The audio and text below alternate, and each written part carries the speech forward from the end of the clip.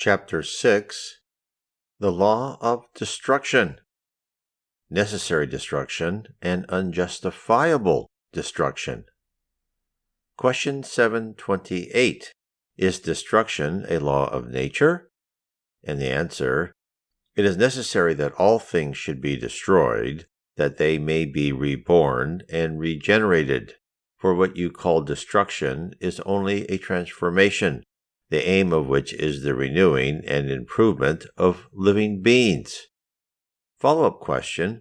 The instinct of destruction would seem, then, to have been given to living beings for providential purposes.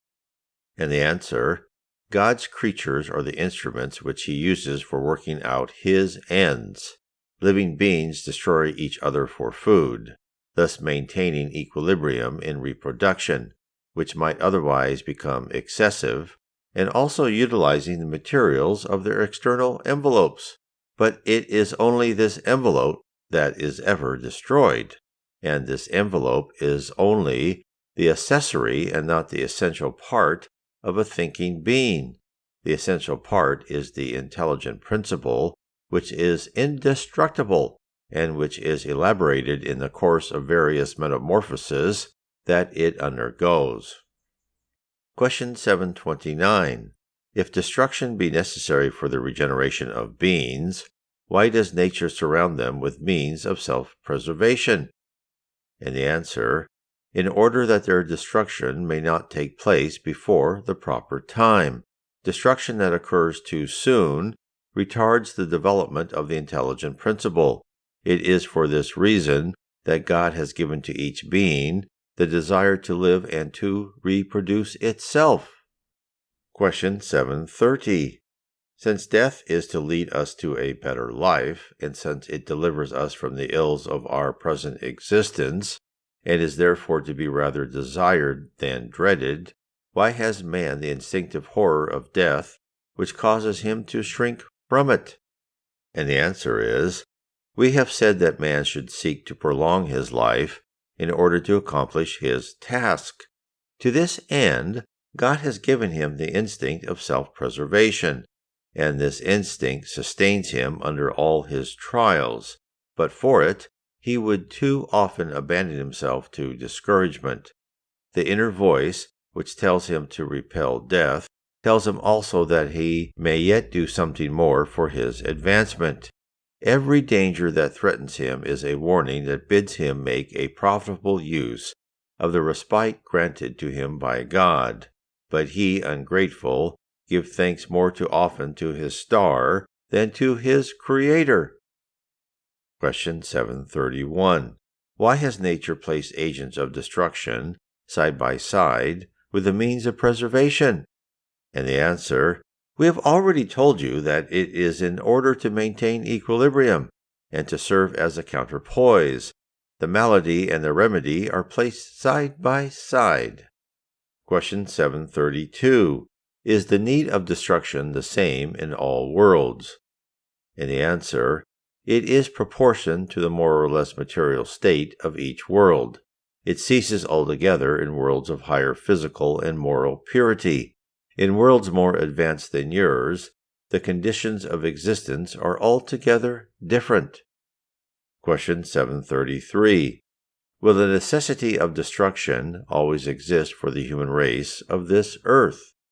And the answer: the need of destruction diminishes in man in proportion as his spirit obtains ascendancy over matter. Consequently, you see that intellectual and moral development is always accompanied by a horror of destruction. Question 734. Has man, in his present state, an unlimited right of destruction in regards to animals? And the answer: that right is limited to providing for his food and his safety. No abuse can be a matter of right. Question 735. What is thought to be of destruction that goes beyond the limits of needs and of safety, of hunting, for instance, when it has no useful aim and is resorted to from no other motive than the pleasure of killing? And the answer: It is a predominance of bestiality over the spiritual nature. All destruction that goes beyond the limits of your needs is a violation of the law of God. The animals only destroy according to the measure of their necessities, but man, who has free will, destroys unnecessarily.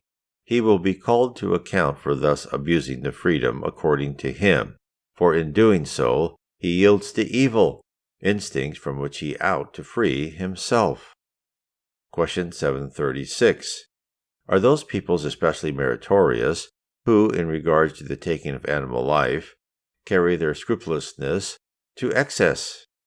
And the answer, their sentiment in regard to this matter, though laudable in itself, being carried to excess, becomes an abuse in its turn, and its merit, however, is neutralized by abuses of many other sorts.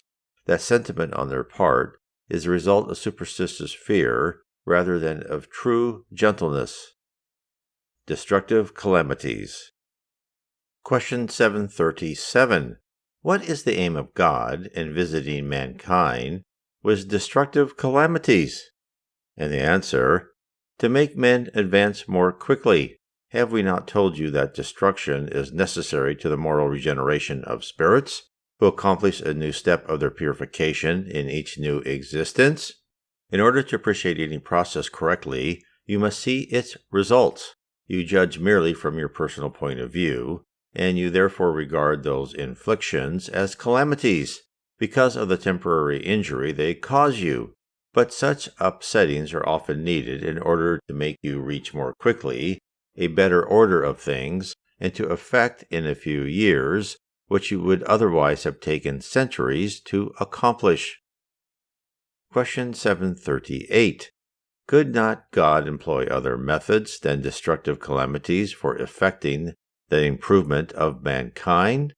And the answer, yes, and he employs them every day. For he has given to each of you the means of progressing through the knowledge of good and evil. It is because man profits so little by those other means that it becomes necessary to chastise his pride and to make him feel his weakness. Follow-up question. But the good man succumbs under the action of these scourges, as does the wicked. Is this just?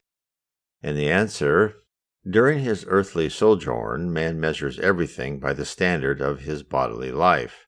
But after death, he judges differently and feels that the life of the body, as we have often told you, is a very small matter. A century in your world is but the length of a flash in eternity, and therefore the sufferings of what you call days, months, or years are of no importance. Let this be a lesson for your future use.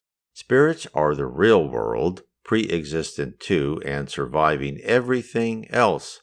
They are the children of God and the object of all his solicitude, and bodies are only the disguises under which they make their appearance in the corporeal world. In the great calamities that decimate the human race, the sufferers are like an army that, in the course of a campaign, sees its clothing tattered, worn out, or lost. The general is more anxious about his soldiers than about their coats. Follow-up question, but the victim of those scourges are nonetheless victims? And the answer, if you considered in earthly life as it is in itself, how small a thing it is in comparison with the life of infinity, you would attach to it much less importance. Those victims will find in another existence an ample compensation for their sufferings, if they have borne them without murmuring. Kardec adds, whether our death be the result of a public calamity or of an ordinary cause, we are none the less compelled to go when the hour of our departure has struck. The only difference is that in the former case, a greater number go away at the same time. If we could raise our thoughts sufficiently high to contemplate the human race as a whole, and to take in the whole of its destiny at a glance, the scourges that now seem so terrible would appear to us only as passing storms in the destiny of the globe. Question 739. Are destructive calamities useful physically, notwithstanding the temporary evils occasioned by them? And the answer is Yes, sometimes they change the state of a country, but the good that results from them is often one that will be felt by future generations. Question 740. May not such calamities also constitute for man a moral trial, compelling him to struggle with the hardest necessities of his lot? And the answer, they are always trials, and as such, they furnish him with the opportunity of exercising his intelligence, of proving his patience and his resignation to the will of God, and of displaying his sentiments of abnegation, disinterestedness, and love for his neighbor, if he be not under the dominion of selfishness. Question 741. Is it in man's power to avert the scourges that now afflict him?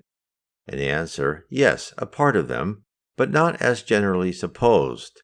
Many of those scourges are the consequence of his want of foresight, and in proportion as he acquires knowledge and experience, he is able to avert them. That is to say, he can prevent their occurrence when he has ascertained their cause. But among the ills that afflict humanity, there are some of a general nature, which are imposed by the decrees of Providence, and the effect of which is felt more or less sensibly by each individual.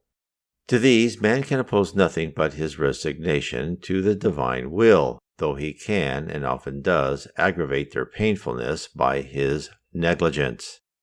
Kardec adds, in the class of destructive calamities resulting from natural causes, and independently of the action of man, are to be placed pestilence, famine, inundations, and atmospheric influences fatal to the productions of the earth.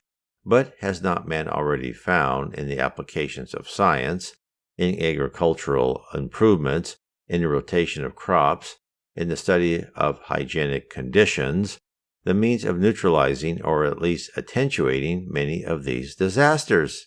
Are not many countries at the present day preserved from terrible plagues by which they were formerly ravaged? What then may not man accomplish for the advancement of his material well-being, when he shall have learned to make use of all the resources of his intelligence, and when he shall have added to the care of his personal preservation the large charity that interests itself in the well-being of the whole human race? War. Question 742. What is the cause that impels man to war? And the answer, the predominance of the animal nature over the spiritual nature, and the desire of satisfying his passions. In the barbaric state, the various peoples know no other right than that of the strongest, and their normal condition is therefore that of war. As men progress, war becomes less frequent, through their avoidance of the causes which lead to it, and when it becomes inevitable, they wage it more humanely. Question 743. Will wars ever cease on the earth? And the answer, yes. When men comprehend justice and practice the law of God, all men will then be brothers. Question 744. What has been the aim of Providence in making war necessary? And the answer, freedom and progress. Follow-up question. If war is destined to bring us freedom, how does it happen that its aim and upshot are so often the subjugation of the people attacked? And the answer, such subjugation is only momentary, and is permitted in order to weary the nations of servitude, and thus to urge them forward more rapidly. Question 745. What is to be thought of him who stirs up war for his own profit? And the answer, such a one is deeply guilty, and will have to undergo many corporeal existences in order to expiate all the murders caused by him, for he will have to answer for every man who has been killed for the satisfaction of his ambition. Murder. Question 746. Is murder a crime in the sight of God? And the answer, yes, a great crime, for he who takes the life of his fellow man cuts short an expiation or a mission, hence the heinousness of his offense. Question 747. Are all murders equally heinous? And the answer, we have said that God is just. He judges the intention rather than the deed. Question 748. Does God excuse murder in cases of self-defense? And the answer, only absolute necessity can excuse it. But if a man can only preserve his life by taking that of his aggressor, he ought to do. Question 749. Is a man answerable for the murders he commits in war? And the answer, not when he is compelled to fight, but he is answerable for the cruelties he commits, and he will be rewarded for his humanity. Question 750. Is parricide or infanticide the greater crime in the sight of God? And the answer, they are equally great, for all crime is crime. Question 751. How is it that the custom of infanticide prevails among peoples of considerable intellectual advancement and is even recognized as allowable by their laws? And the answer, intellectual development is not always accompanied by moral rectitude. A spirit may advance in intelligence and yet remain wicked, for he may have lived a long time without having improved morally and gained knowledge without acquiring moral purification. Cruelty. Question 752. Is the sentiment of cruelty connected with the instinct of destruction?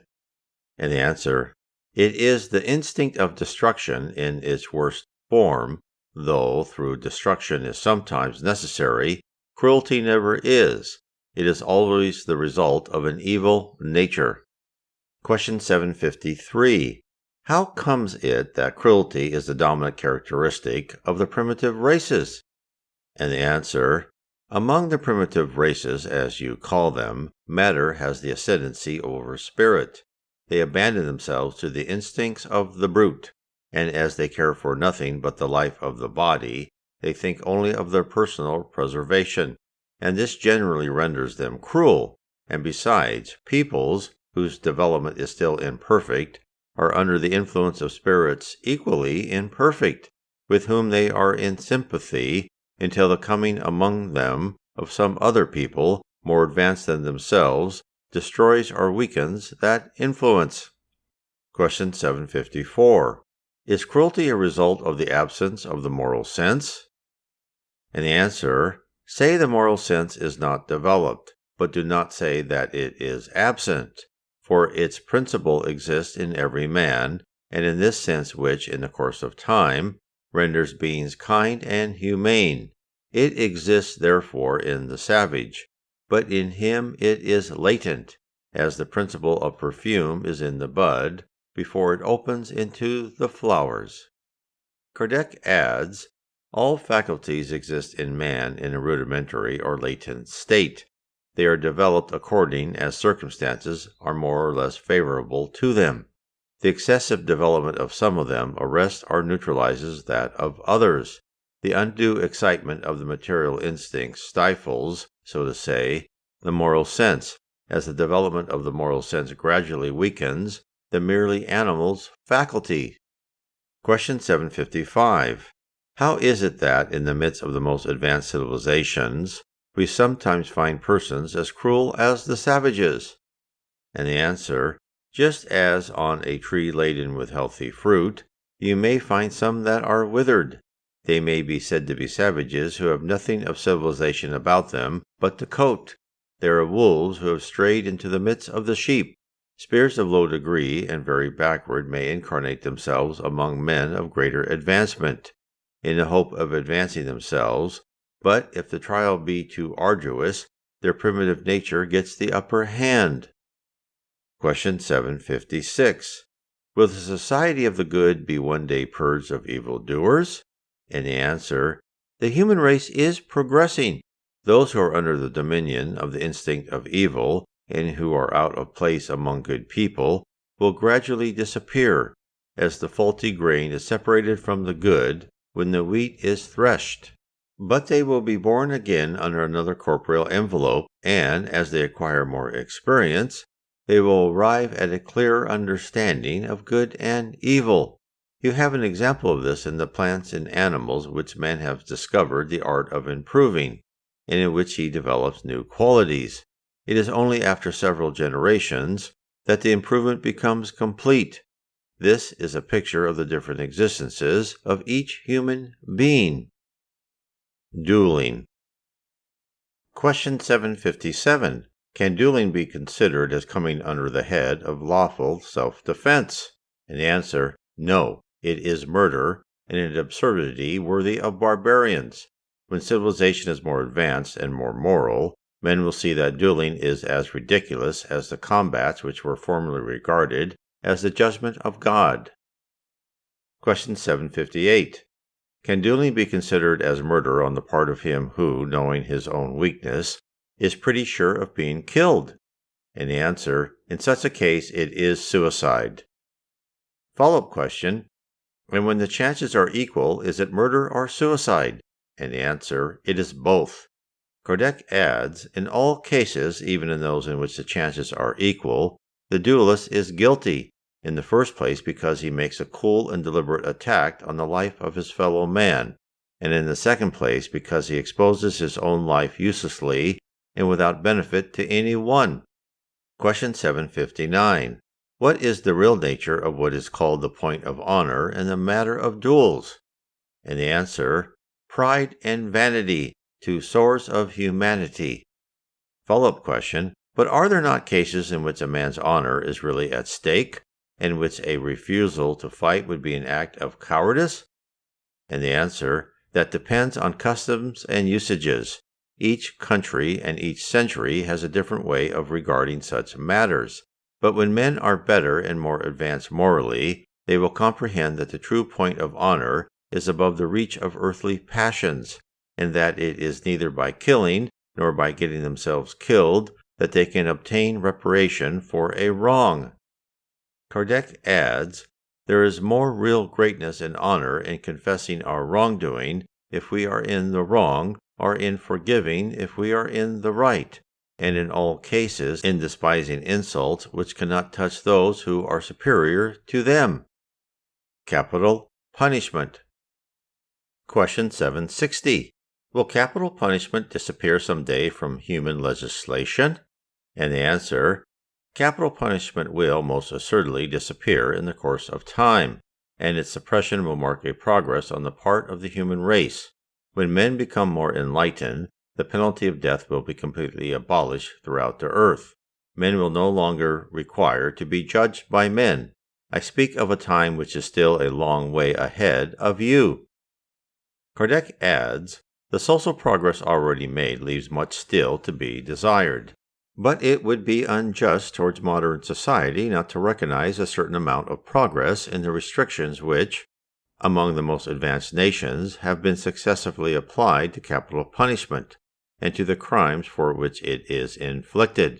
If we compare the safeguards with which the law, among those nations, surrounds the accused, and the humanity with which he is treated even when found guilty, with the methods of criminal procedure that obtained at a period not very remote from the present, we cannot fail to perceive that the human race is really moving forwards on a path of progress. Question 761. The law of preservation gives man the right to preserve his own life. Does he not make use of that same right when he cuts off a dangerous member from his social body? And the answer, there are other means of preserving yourselves from a dangerous individual than killing him, and besides, you ought to open the door of repentance for the criminal and not to close it against him. Question 762. If the penalty of death may be banished from civilized society, was it not a necessity in times of less advancement? And the answer, necessity is not the right word. Man always thinks that a thing is necessary when he cannot manage to find anything better. In proportion as he becomes enlightened, he understands more clearly what is just or unjust, and repudiates the excesses committed in times of ignorance in the name of justice. Question 763. Is the restriction of the number of cases in which capital punishment is inflicted an indication of progress in civilization? And the answer, can you not doubt it being so? Does not your mind revolt on the reading of the human butcheries that were formerly perpetrated in the name of justice, and often in honor of the divinity, of the tortures inflicted on the condemned, and even on the accused, in order to wring from him, through the excess of his suffering, the confession of a crime which very often he had not committed? Well, if you lived in those times, you would have thought all this very natural, and had you been a judge, you would have probably done the same yourself. It is thus that what seemed to be right at one period seems barbarous at another. The divine laws alone are eternal. Human laws change as progress advances, and they will change again and again until they have been brought into harmony with the laws of God. Question 764. Jesus said, "He that takes the sword shall perish by the sword." Are not these words the consecration of the principle of retaliation? And is not the penalty of death inflicted on a murderer an application of this principle? And the answer, take care, you have mistaken the meaning of these words as of many others. The only righteous retaliation is the justice of God, because it is applied by Him. You are all, at every moment, undergoing this retaliation, for you are punished in that wherein you have sinned, in this life or in another one. He who has caused his fellow men to suffer will be placed in a situation in which he himself will suffer what he has caused them to endure. This is the true meaning of the words of Jesus. For he has not also said to you, "Forgive your enemies," and has he not taught you to pray that God may forgive you your trespasses, as you forgive those who have trespassed against you? That is to say, exactly in proportion as you have forgiven. Try to take in the full meaning of those words. Question 765. What is to be thought of the infliction of the penalty of death in the name of God? And the answer, it is a usurpation of God's place in the administration of justice. Those who act thus show how far they are from comprehending God and how much they still have to expiate. Capital punishment is a crime when applied in the name of God, and those who inflict it will have to answer for it, as for so many murders. For those interested in learning more about Spiritism, you can find the entire The Spirits book on PDF. Look up Allan Kardec /PDF on your favorite search engine. If you wish to explore more about the levels of heaven and the attributes of a spirit and the future of earth, I suggest you read my series of 3 books, starting with Heaven and Below, next Spirits and the Spirit Universe, and the 3rd book, How Spirits Guide Us. God bless.